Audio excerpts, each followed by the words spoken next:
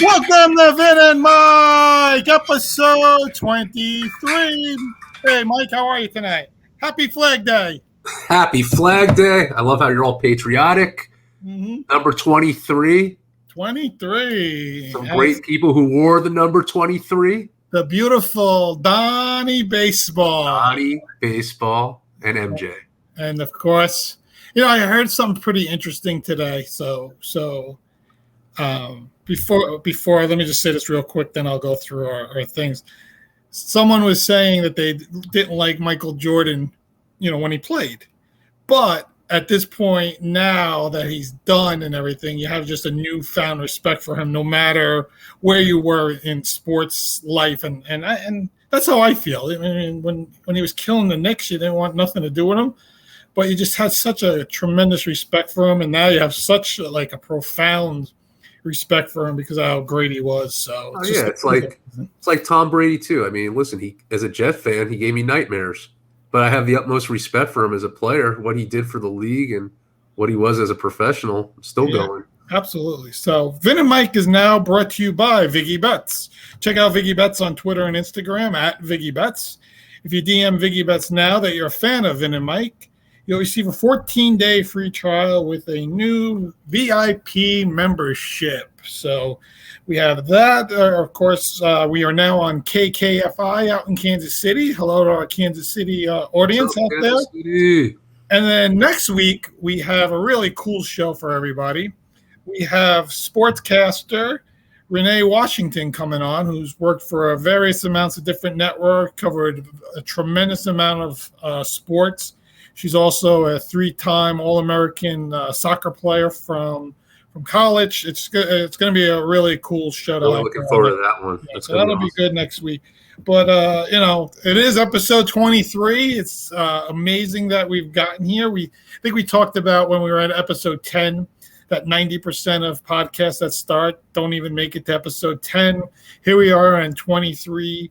Adding another great special guest for 24, having some good conversations with other people out there for other episodes and other potential opportunities for us. It's just been a great ride, 23 episodes. So as a Yankee fan, the time you grew up and the time I grew up, Don Mattingly, the captain, the first captain. We know Derek Jeter is the captain now, and they're going to have that whole big ESPN 7-part series on him. But Don Mattingly, Donnie Baseball, from 82 to 95 was the guy. Huge years in the mid 80s there. MVP, just a tremendous Yankee in every way whatsoever. Any memories you have of number 23 there for us, our New York Yankees? Yeah, for me, obviously, I remember most of the latter years, and most specifically when they made the playoffs in '95 and they played the Mariners, and what Donnie Baseball did towards the end there. Probably the last 3 years, he had a lot of back problems, but he always gave 110%.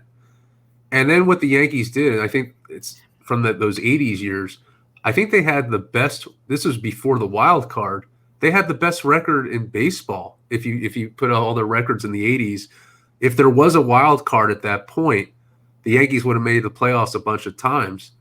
And just seeing what Mattingly did, I think that one year he had 7 grand slams. I think in '87 was it? I mean, he there was, like you said, Vinny, especially like the mid to late '80s, it was Donnie Baseball.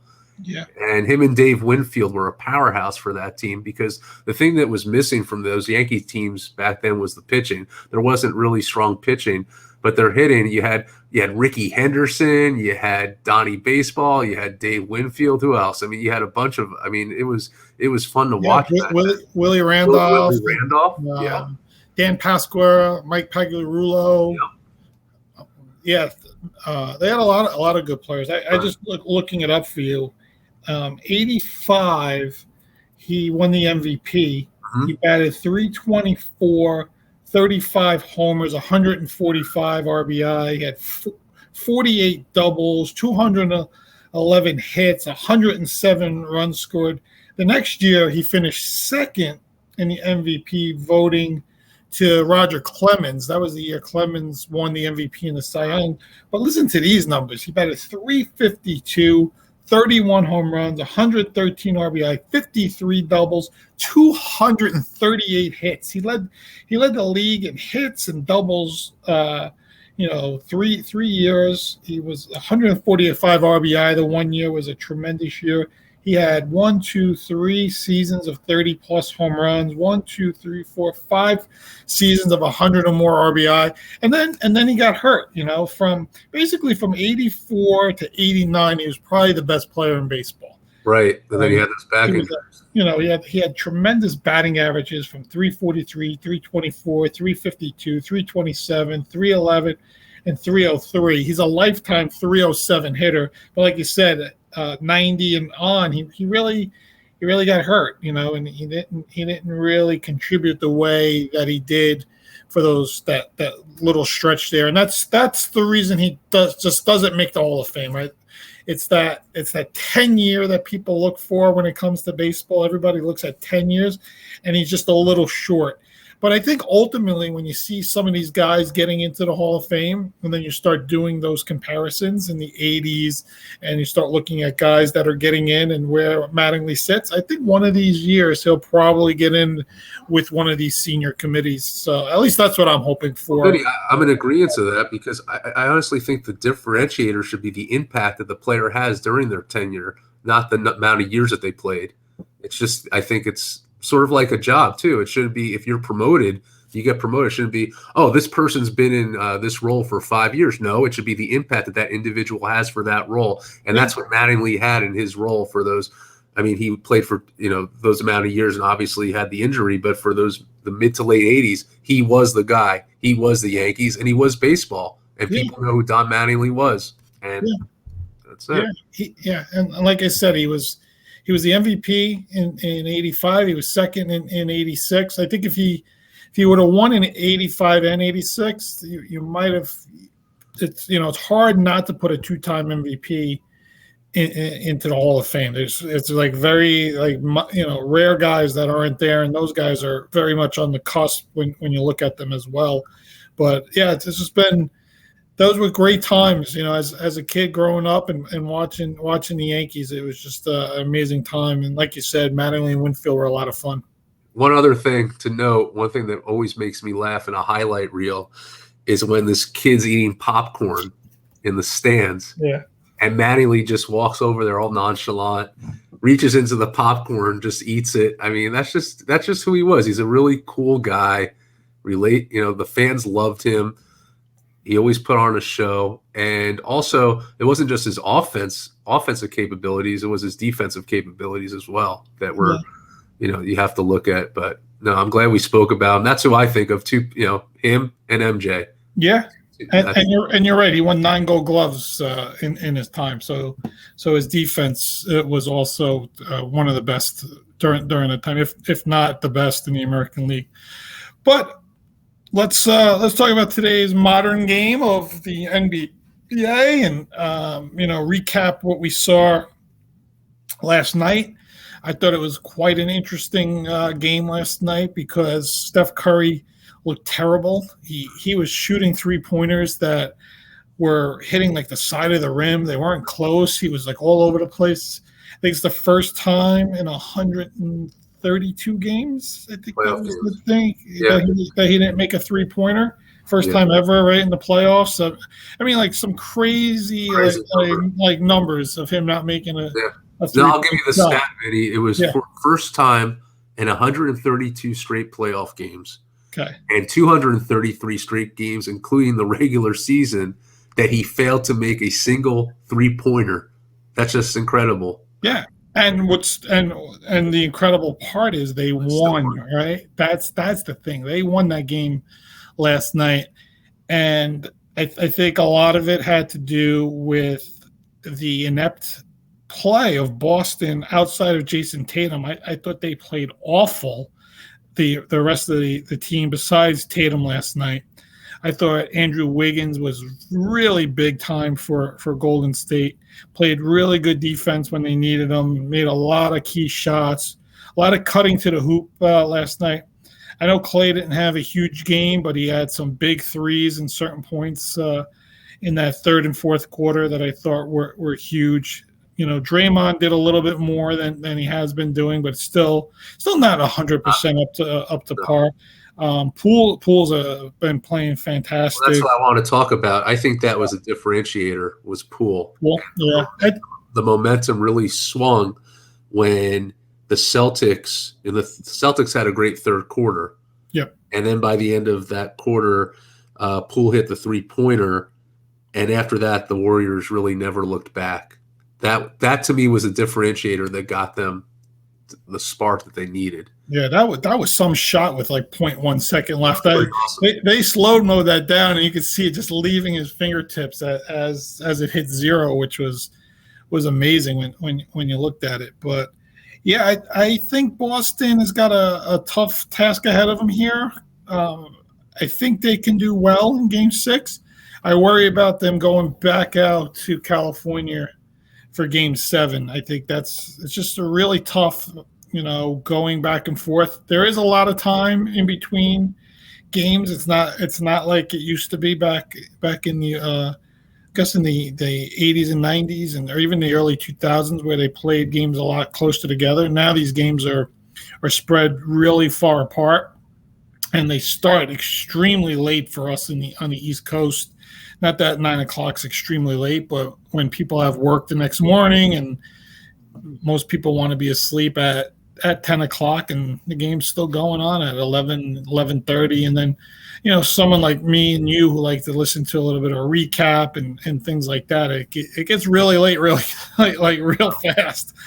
But I think Boston's got a tough task at hand. Jaylen Brown's going to really need to play better. Marcus Smart is going to need to play a lot better. I can't say anything more about Tatum. I think he's just been phenomenal these whole playoffs. Been carrying the team. I think he's been the MVP of the playoffs in general. When you look at what he did early on with the Nets, what he did against Milwaukee, the whole thing. It's just been amazing how he's played the entire playoffs. So I think a lot needs to be said for Tatum, especially. And again, I don't want to discount the way he played against the Heat as well, because I thought Miami had that series at one point, and he really was the X factor. So I'm feeling it right now the same way that I think Golden State has this series in hand. I think it's going to be hard to win the next two games. Like I said, you see Boston taking Game 6, but not Game 7. I think that's the big thing. And I think we're in a spot here where I think it's going to be the Warriors winning a finals, and will take Steph Curry's legacy up a notch as well. I think that's a big thing too, is the legacy of Steph Curry. Yeah, I mean, they're in a tough spot, and when you have 18 turnovers and you miss 9 free throws, it's very difficult to win. And this whole series, this game really explained it all. Steph Curry did not have a great game, but the other players stepped up. Mm-hmm. Jason Tatum can't do everything. So the only way the Celtics are going to get back into this is to have a balanced game from other contributors on the team. And you can't put all the pressure on Tatum or the minutes. You're just going to wear him out. So, but the turnovers, that's just, you can't have that in a game. I remember in Game 1, the factor was that Horford, he had like 20-something points, right? Mm-hmm. So, you need those people to step up, like the Grant Williams, the Pritchards. You need some scoring from those folks to really be in the game. You got to stick with your defense. I mean, yeah, they did a great job on Curry, but they found other ways to score. Andrew Wiggins, I mean, he had a phenomenal game. So, they really, if any coach is going to be able to reset their team, it's the Celtics coach. I think that he really disciplined them well. And I'm going to go out on a limb here. I don't think they're out of this. I really don't. I mean, you got to take it one game at a time. If they could win in Boston and they really have to reset, they may have the momentum to win a Game 7 in Golden State. They did it game 1. There's no reason why they can't do it again, although a Game 7 has much more pressure and it's much more difficult. But just take it one game at a time, reset, do what you did when you won those 2 other games, get more balanced scoring, really stop turning the ball over, make your foul shots. You never know. So Yeah. I had the Celtics, and when we first talked about this series, winning in 7 games. I don't want to go back on that. I still got to believe. So is it going to be difficult? Absolutely. Is it possible? Of course. Yeah, I don't know. I'm in the thought process that the Warriors are gonna take this series in 7 at this point.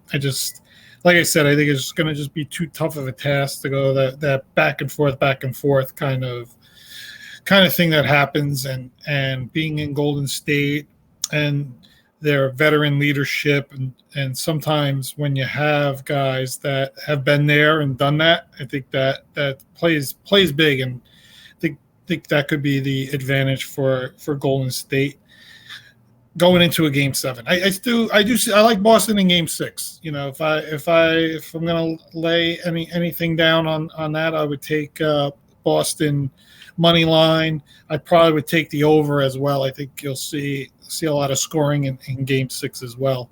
So that's where I would lean. For all us DraftKings, FanDuel, BetMGMers out there, that's the way I would lean. How about real quick? The Belmont and my 6th pick, which I threw up on our Instagram. I'm hoping our followers out there followed our stories, and I hope they did follow your lead and laid the $50 to win bet on Big Mo there. So how'd you come up with Mo? I'd love you to tell everyone how you came up with him. So I'm a huge Pletcher guy when it comes to Belmont. I also like the way this horse ran the Derby. If you remember, you were big on him in the Derby, and he was on the rail. And as we talked about with our good friend Ron from Horse Racing Nation, that it's hard to get a good trip off the rail. And if I'm correct, I think he finished 6th in the Derby, and I thought he raced a really good race for being a rail horse, and the way those fractions were set and all that. He had the weeks off in between to rest up. He got a good draw at the 6. I felt he would stay up close to the pack, which, the Belmont is not really a huge closing race like people think it is. It's more of a nutrition kind of race that you have to be up pretty close when you're coming around that huge final turn, because it's very hard to go that extra half a mile, quarter mile with those horses that have never raced that length at that time. And I felt he was the horse that was going to be best suited for that race, had the pedigree, had the trainer, had the jockey. I thought he had everything going well for him. And I also like Next, who was the filly under Pletcher. Yep. And that was your 1-2. I thought that was a pretty good exacta for people, 6'3". But I really like the 6 the best there. I threw that out there. I think people could have done whatever exotics they wanted to with the 6 at that point. And that's really how I played it out. Were you surprised that Rich Strike performed poorly in this race? No, because like I said, it's not a closing kind of race, and that horse is a super closer. Right. We we're not going to get the fractions that we got in Kentucky. It wasn't going to be anyone wasn't going in the front and running those quarter miles, half miles. This is more of a race, like I said, that you have to get set up. You got to get yourself in place, and you're going to have a horse that has the breeding and stamina to finish. I thought he raced the way he races, right? He's a very slow starter. He sits way in the back for these races, and then he tries to close from, all the way in the back from so far behind, and he just didn't have enough to push forward. Those fractions were set really nicely for that front pack, just like the way a Belmont is run. I didn't have him in anything. I threw the 4 out, so I didn't like him. I didn't like him in anything. I thought he got the perfect trip in Kentucky. I thought it was the best race for that kind of horse.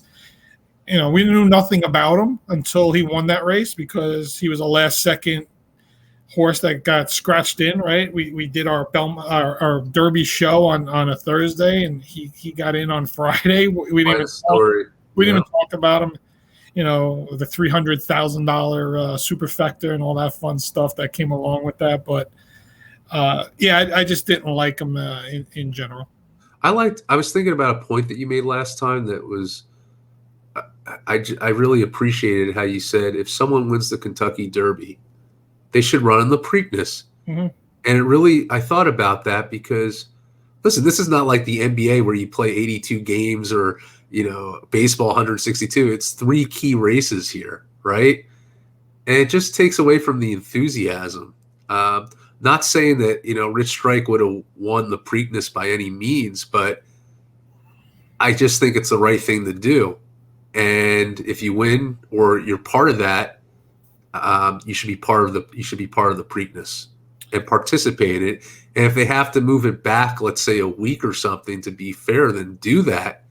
Because you're right, Vinny. Like if you participate in the Kentucky Derby and then have a huge break into the Belmont, to me that's an advantage, right? Mm-hmm. The rest. Yeah. I think everyone should be on the same kind of playing field. So when you made that point, I thought about that. And I think you're right. And maybe if Ron comes on again, we'll ask him about that because I think it's a major it's important. Yeah, I mean, the thing with sport, right, is to sell the sport, right? You're going to always have your diehard fan. There's always going to be that one guy that's watching Aqueduct at 1 o'clock on a Saturday and nobody else even knows any of the horses. And he's sitting there because he likes to place his wagers or he just likes to watch horse racing in general. So you're always going to have your core audience. The thing with these Triple Crown races and NBC and building them up is to get your average fan out there, someone that all they bet is these 3 races and all they watch is these 3 races. And that's what you want. And Rich Strike winning the Derby was phenomenal. It had so much juice for the sport. The next day it was everywhere. People were talking about it. And then a couple days later, we find out he's skipping the Preakness. And it just took the entire momentum of the entire Triple Crown season, like right away from everybody. There was a little bit of juice, I think, for the Belmont because he was coming back to see if he was going to do it. And it's New York, and we know all the hype around it and everything. But there really wasn't that national audience, that NBC really pumping you up. And every time you flipped on and, potential Triple Crown winner and things that excite you. And I think as a sport, they need to think about that moving forward. You want to make sure the horses are kept safe and the safety of them as well. But if the horse is good, he's ready to race the next race. You have to race him. You can't skip. And I think if you win the Derby and you're not racing the Preakness, I don't think you should be able to run in the Belmont. I think you're just done. I think that should be another thing also you basically have already ruined the Triple Crown for your common fan, and now. Why should you, like you said, why should you get that extra rest and then come back and win the Belmont? No, I don't know. I get it from a owner perspective and making money as a horse owner and a trainer and all that. But there's more to sport than that end of it, right? There's a reason why those guys are getting those purses and all that stuff because people are watching the sport, betting on the sport, and the only way you're going to get that is to have the best horses, out there. It's like saying, all right, game 6, Steph Curry's going to sit. He's not hurt, but we don't think we're going to win game 6, so we're just going to save him for game 7. It's funny but true. I mean, that's right? What it's like. That's what it's like. Yeah, I mean, who the hell wants that? So, let's flip real quick here to a little Ranger recap. And I think we had a lot of momentum going into last week's show. We were excited about where the Rangers were, and Shesterkin was playing fantastic. And I thought he played fantastic the entire series. He had a tremendous amount of shots taken on him. But Tampa, really has shown they're a juggernaut. They're the first team since the '80 Edmonton team to make 3 straight Stanley Cups. And if nobody knows what those Edmonton teams were made of, you just got to look up Wayne Gretzky and Mark Messier. They were the 2 centers for those Edmonton teams back in the day.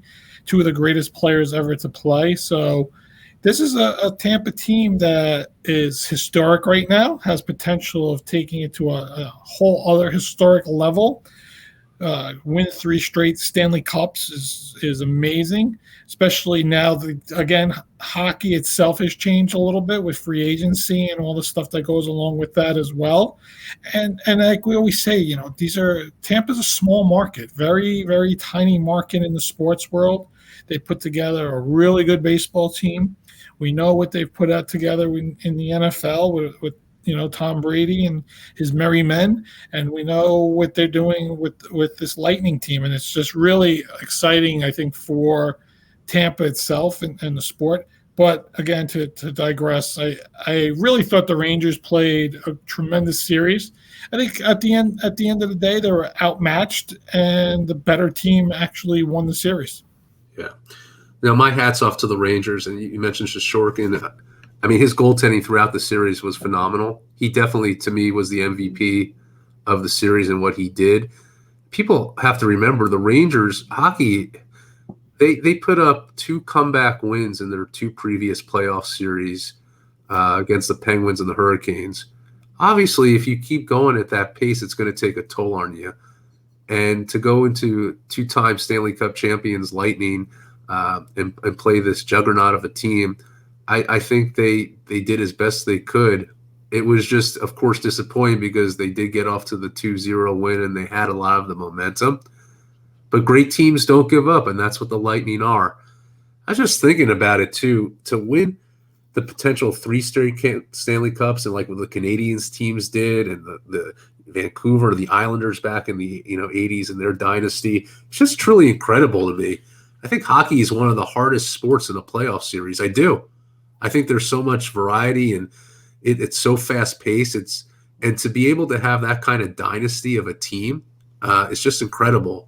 So for Rangers fans, I know it's disappointing, but you have to have your hats off to this team and you got to be optimistic for the upcoming seasons and what they accomplish and hopefully continue to accomplish. And hopefully they'll have their own dynasty because that's the way they played. They didn't give up.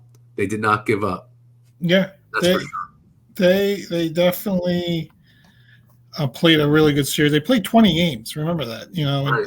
and like I said, it's not like the NBA where you're off, 3 games in between.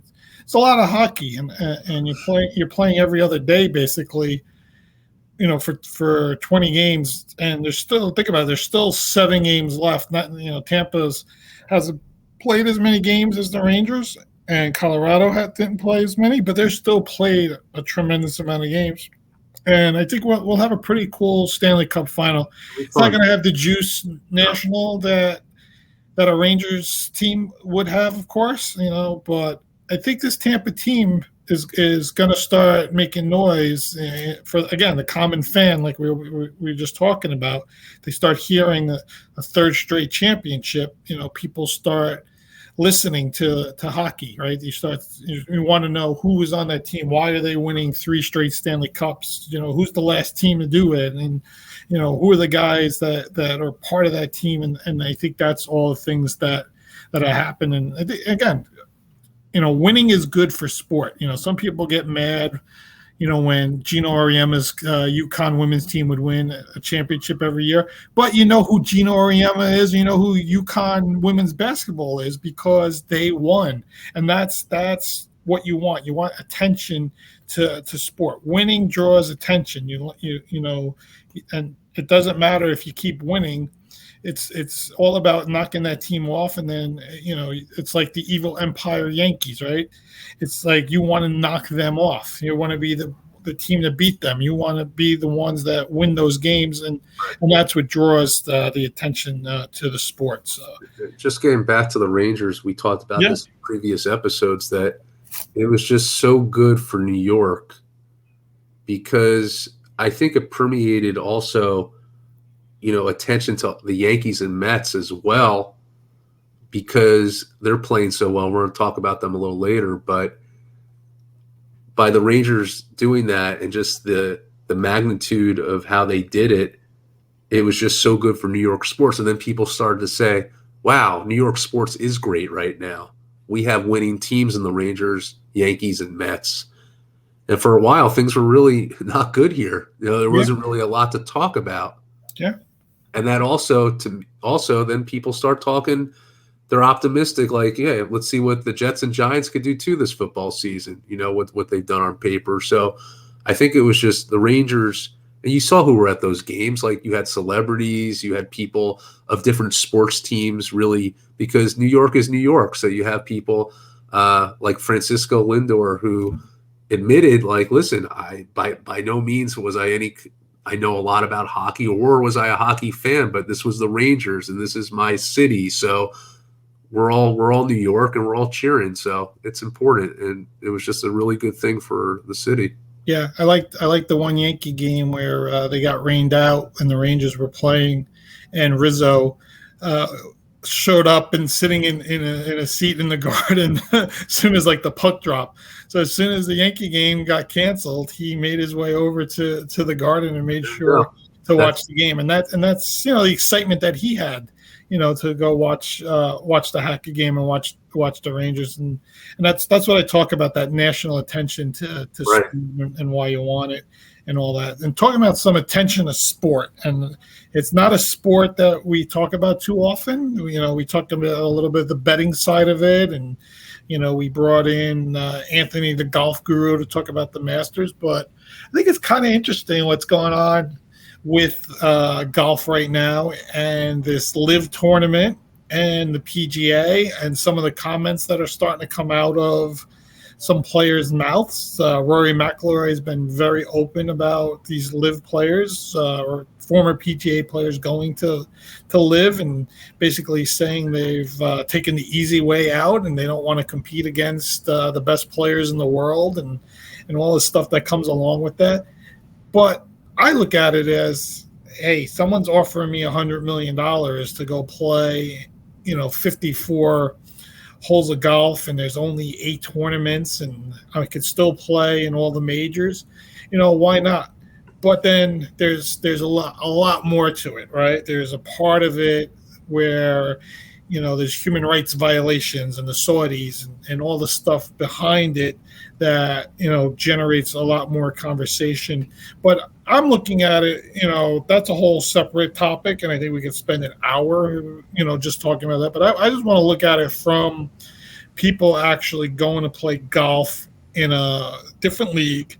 And it's not just, it's not all Phil Mickelson golfers that are 50 plus that are playing. There's a lot of young guys that are playing in this live tournament, guys that have, stepped away, like Dustin Johnson and DeChambeau, and, some big names that have won huge Masters and a lot of the major tournaments and everything. I look at it very comparable to when the USFL first started in the 80s. I was just thinking that, actually. And how the draft would come, and guys would get drafted by NFL and USFL teams. And Steve Young went to the LA Express, and he could have been the number 1 pick overall in the NFL draft, but teams knew he was going that way, and Reggie White went that way, and there was a lot of these great college players that came out and went to USFL because the money at the time was better to go to the USFL than the NFL. But as time went on, it collapsed, due to, the way it was marketed and they were spending money too fast, and the whole thing behind it.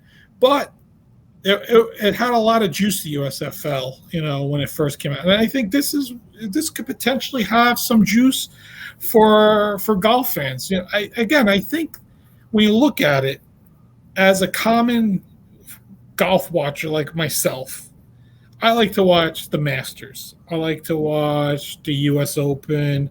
I like to watch the majors.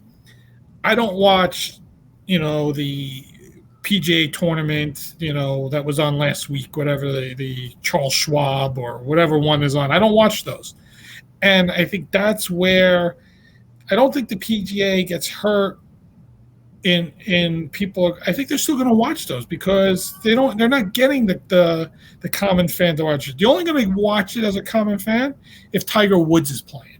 And Tiger Woods is not going to the LIV tournament. He's staying on the PGA side of things. He's going to skip the U.S. Open and maybe he'll be ready for the next tournament. But I don't see it being a huge thing for us common fans because these majors, all these guys are still going to be allowed to play against each other, and it's still going to be exciting, in that way. So I think this LIV tournament could stay around for a while. Yeah, look, it's just another avenue of, like, I was thinking the exact same thing, the USFL. It's just another means for professional athletes to have a different presence.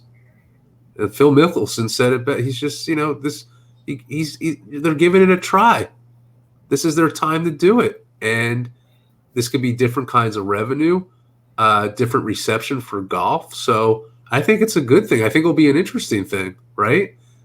Yeah, I mean, listen, they're paying Phil Mickelson $200 million. Right. Why would he not do it? It's different marketing, gaining a new audience. It sounds really interesting to have the opportunity.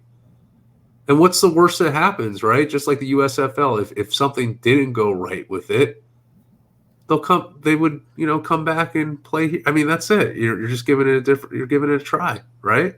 Yeah, I mean, the PGA is mad. They've revoked these guys' memberships. Oh, okay. So they're angry. You can't, and it's kind of weird in a way because they gave so much. They produce so much revenue for. Not only that, it's 8 tournaments. It's not like it's 40 tournaments. It's 8, and it's team tournaments. It's a team play, right? It's a 4-team play. They have weird names of their teams. It's 54 holes instead of 72. Everybody gets paid no matter where they finish. Guys are making a lot of money because of signing on and participating in it and all that. But it's only 8 tournaments to start. Now, can it expand, going forward? Of course. Sure. But I think, I don't know why the PGA is, throwing these guys out. I mean, I get why, but I don't know. I would be like, go play there and then come back and play with us, keep an open door, because when the LIV, well, I don't want to say when, if the LIV goes away and it no longer exists, the PGA not going to accept these guys back? I can't see them not, right? I mean, that's what I'm saying. Like, come on. Yeah. And the majors don't care. Not, they want the best golfers in the world to play. They don't care if you play. It's all about marketing. They don't care if you play in Jersey City's golf league. They don't care. They want, if you're the best golfer in the world, they want you to come play.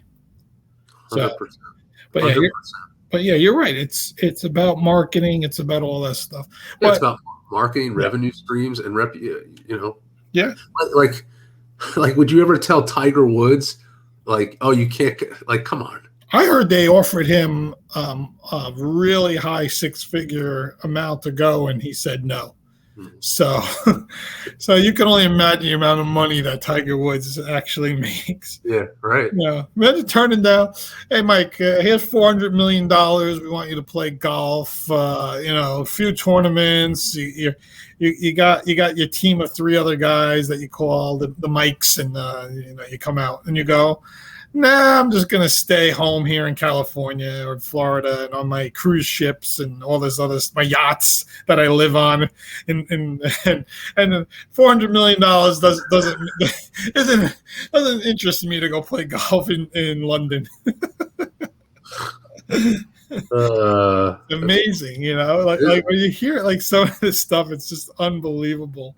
So, well, I just read something interesting, and our man Richmond Webb, who we talked to, and we mentioned how he had a Hall of Fame career from playing against Bruce Smith so often, and Tony Basselli, one of the sells for him when he just got into the Hall of Fame was a playoff game that Jacksonville played against Buffalo, and that Basselli did a great job on Bruce Smith. And Bruce Smith now has come out and said that should not be the only reason that Tony Basselli should get into the Hall of Fame, because he then specifically mentioned Richmond and a couple other tackles that he said had great games against him through his career, and maybe those guys should be in the Hall of Fame as well. So I thought it was kind of interesting. We were just talking about Don Mattingly in a short career. Basselli had a very short career, and he was great in that short career, but it was very short. He was injured, early. And the big sell was a playoff game against Bruce Smith, where we just talked about the Seattle series, the sell of Mattingly. So, it's different sports and everything. But again, precedent is set in one sport. Now you're thinking, do you put like Don Mattingly in the Hall of Fame because he had that short stint and played well against, these great pitchers, right? Like Boston and Roger Clemens, and you can go through all the pitchers that he faced and all that, and then his great playoff series against Seattle and all that. It makes you think about all this stuff, going forward. But I thought it was interesting that Bruce basically called Basselli out, and this is this like the Hall of Fame is like a team of these guys, like they all respect Bruce Smith, basically saying that Basselli shouldn't be using that one game as a reason to get in the Hall of Fame. Yeah, I mean, well, props to our friend Richmond getting props for that. I think Vinny's going to single-handedly get him in the Hall of Fame. I think I'm trying. Vinny is on the mission. Look out, Richmond. We're cheering you on. We really hope it happens, especially after the story about the Jets. Oh, it was great. If people want to listen to that episode, it's episode 17. It's worth it. It's a funny episode. Yeah, it was so insightful. He was such a good guest. Yeah, but I thought that was interesting. That I just read it because I think when we had Richmond on, I compared him to Basselli because he was one of the players of that decade. Basselli was, and Richmond was, and the other two, I think, was Willie Rolfe, and I can't remember. But the other three guys are in the Hall of Fame except him, was really what it came down to, and that's why I thought that was an interesting thing. So I know you mentioned it, and it's a lot of fun when you look at it and when you see a team that's only two teams in baseball, only two that have 40 or more wins. One is the 40-22 New York Mets, and the other is the 44-16 New York Yankees. And you're 60 games into the season, basically. I mean, it's roughly 100 to go. It's starting to get into summer. It's the part of the schedule now for the Yankees they got Tampa, they got Toronto, they got Houston. It's going to be their big test over the next 12 games here. The Mets are in their part. Atlanta's been hot. They've won, I think it was I forget how many in a row, 12 in a row now. Atlanta's won. They've gained only 5 out now, but we know Scherzer and DeGrom's coming back. I think we're getting to the point And I don't want to say yet. We'll wait until we get into our maybe our 4th of July episode, the day after, whatever we're doing then, and talk about it then. But it's feeling a little subway-ish out here. I'm feeling a little, taking the subway from Citi Field to Yankee Stadium back and forth again, similar to what we were feeling, in 2000. But I think this time, this is a better Mets team than it was in 2000. I think they have better overall players when you look at it. The Yankee team, it's hard to compare those teams to this Yankee team, but there's some of that feel for both of these teams that a collision course is starting to happen. What are you thinking, Mike? Yeah, I mean, there's so much excitement, and I know the Mets get a lot of shit. Oh, they always start out well and then they die out, but I don't think this team's dying out. And Vinny, you said it best. You have two key injured people who've been out, and they're coming back, and their hitting's been fantastic. I watched the game the other night against the Angels. They won 4-1, and Tajon Walker. I mean, the pitching's been phenomenal. The relief pitching's been phenomenal. Playing smart baseball. I think you're going to have a different opinion on Buck Showalter, Vinny. I think your opinion's going to start changing soon, 4th of July. We'll see if we can get that out of you, but I don't know yet. We'll see if Buck can pull off a miracle playoff win. They're playing really – listen, the Mets are playing really smart baseball. It's been really great to watch. And like I said, the thing that I've been most impressed about with the Mets and Yankees, and this is what wins games, is strong pitching, and they both have that this year.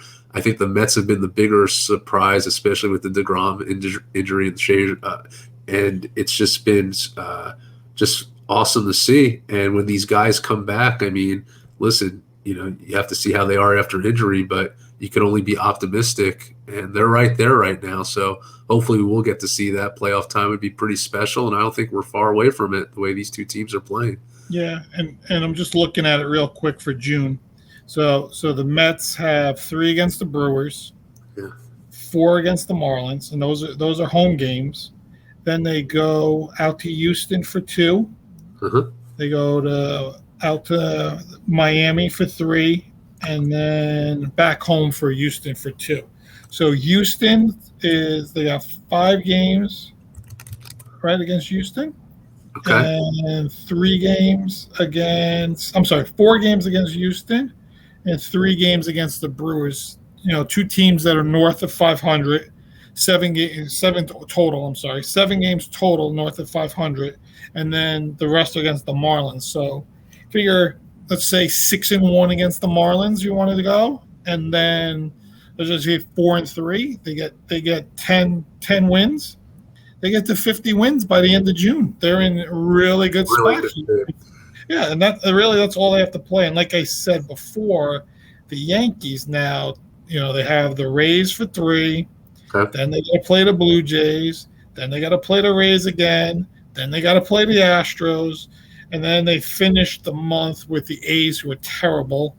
And then another game, before they start a Houston series.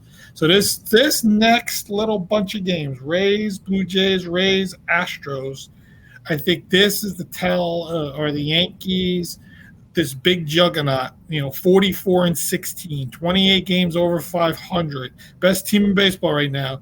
These next 12 games, 10-2, 11-1, that's it. The season is over. The American League East is over at that point.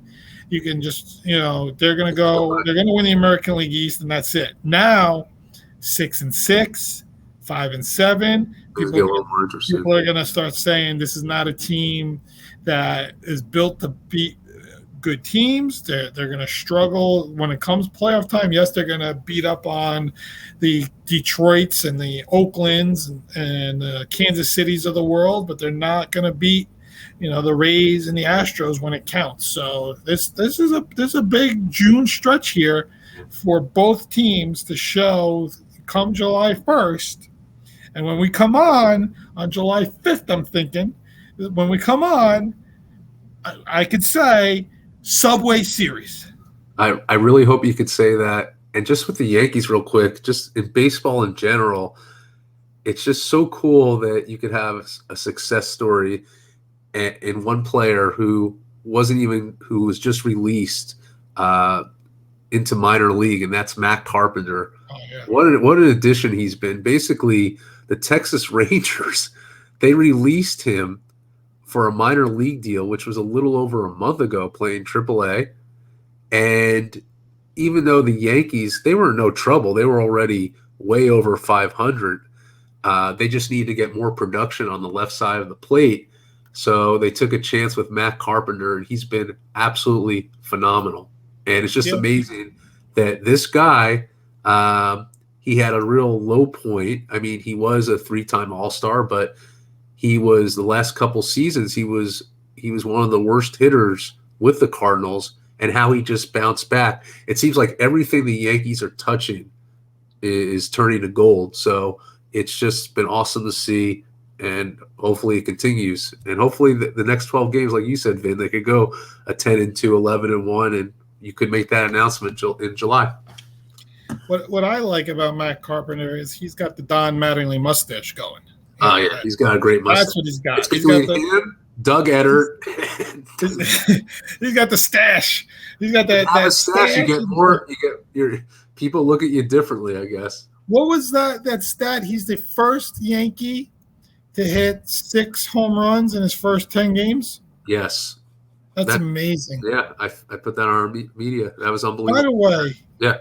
Have you ever seen anyone hit a ball as hard as Giancarlo Stanton? No. The ball hit the left field upper deck facade and bounced back on the field. The ball left at 119.6 miles an hour. I mean, it's incredible the way this guy hits a ball. Yeah. It's just unbelievable. It's just unbelievable. So the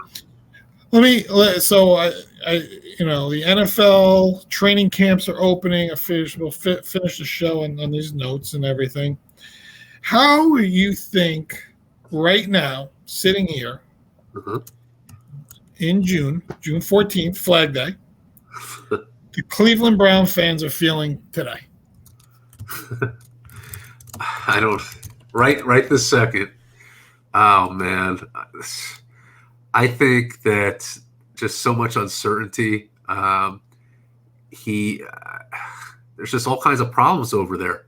I mean, it's just like one thing after the other. When you have that kind of stuff going on in the media about Deshaun Watson, and these things keep coming out, and then the whole Mayfield saga, how you going to feel? Just uncertainty and just disappointment. What are you going to do? I mean, it's just been terrible. I'm guessing teams were okay with the civil lawsuits and not worry as long as there was no criminal charges being pressed against them. Yeah, the key word is yet. Cleveland was definitely okay with it, right? Because as soon as they said no criminal charges were being pressed, they went all in on him, right? They did. I think it was Carolina. I think Atlanta was one of the other teams. Right. I forget who there was someone else also. But I'm guessing those teams didn't worry about the civil allegations.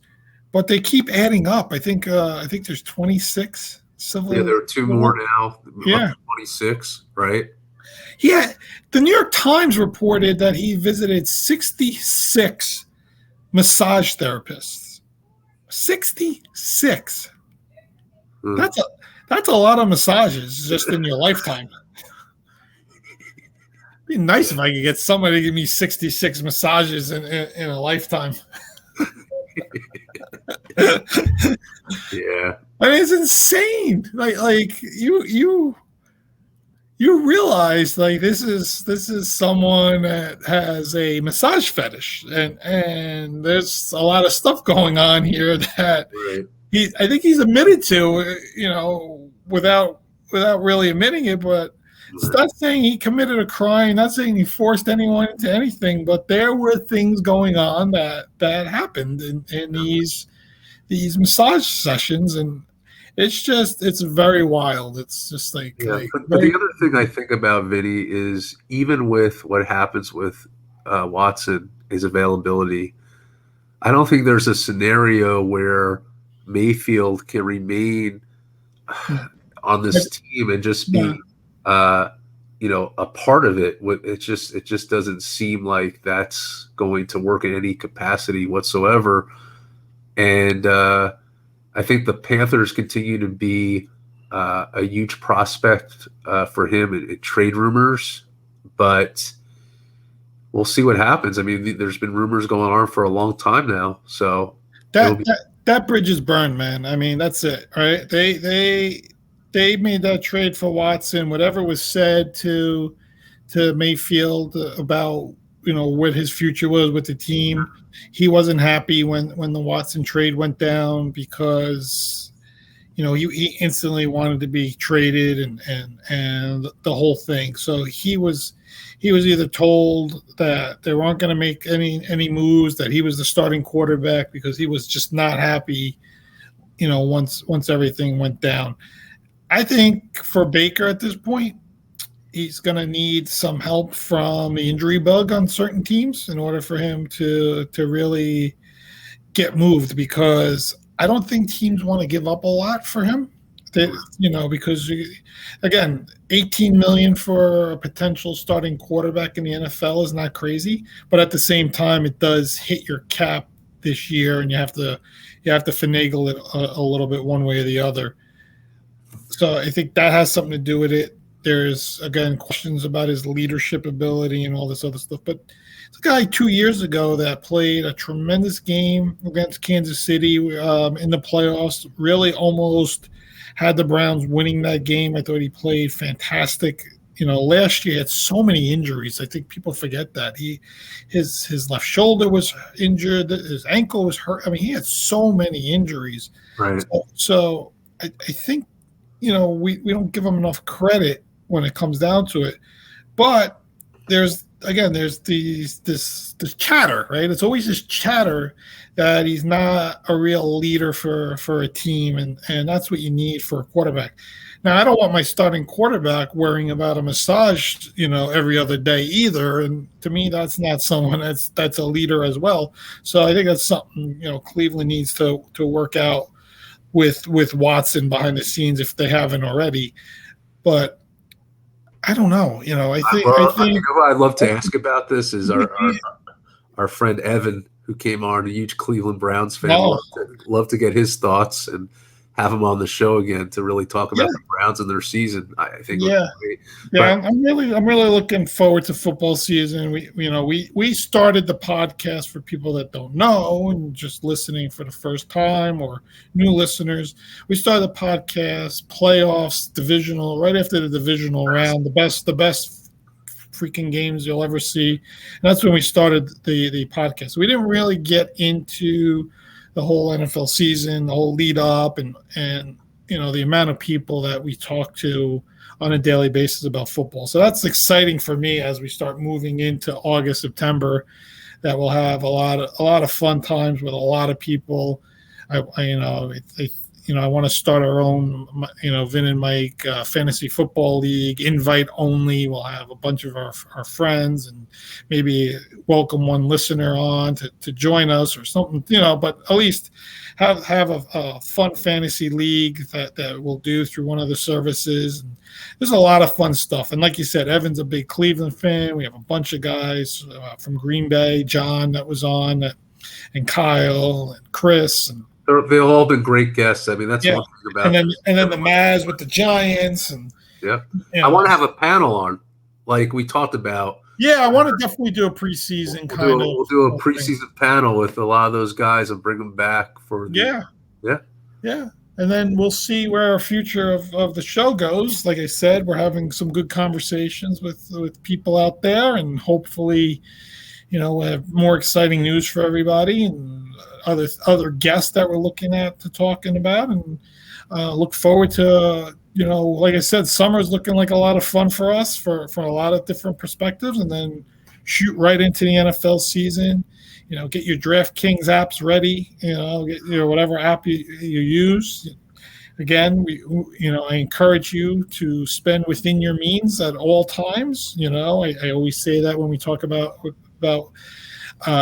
betting. That's what I like to say. It's betting that you do. We don't gamble. We bet, right? So when you bet, it's a much different phrase than gamble. We like to go gamble and play blackjack in the casino, but with the apps, we like to do our draft and everything. But with all that said, I think we covered a lot. Oh, one last thing, Mike.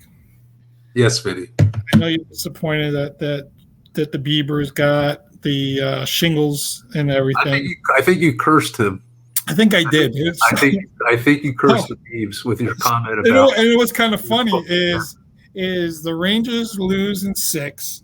The show was supposed to be, that totally, and he legitimately canceled his concerts. I think Sunday.